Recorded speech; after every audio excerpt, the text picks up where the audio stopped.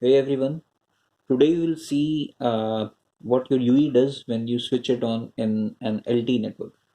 Okay, so suppose this is your UE and you switched it on in an LTE network. Okay, so the first step that your UE will do, it will do frequency synchronization.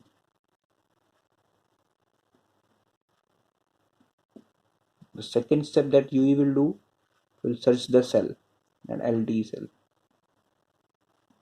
The third step that your UE will do, it will select the LTE cell in a procedure cell selection.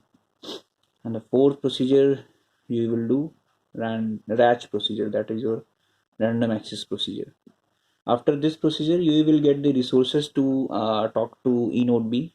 You can say exactly uplink resources, and then you can send the RRC messages to eNode B and can establish the RRC network, RRC connection. So in this lecture we will read this part in deep, and the rest of things will cover in some other lectures, and I will also give you brief introduction of frequency synchronization as well.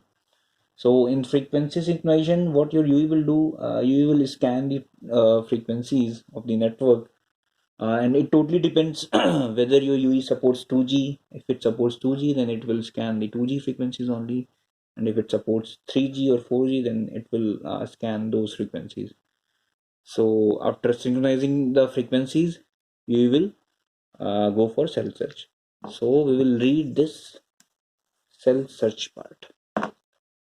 Let's see cell search second.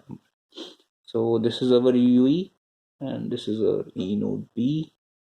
Okay, so eNode B sends two downlink signals to UE.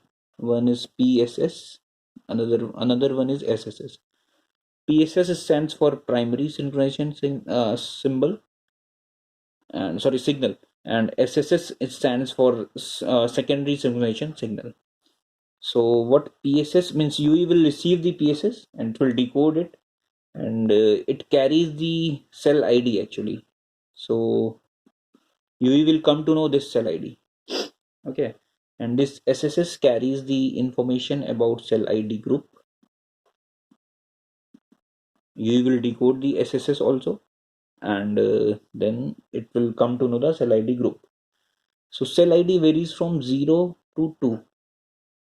That is, it could be 0 or 1 or 2. And cell ID group varies from 0 to 167. So there is a formula to calculate the PCI.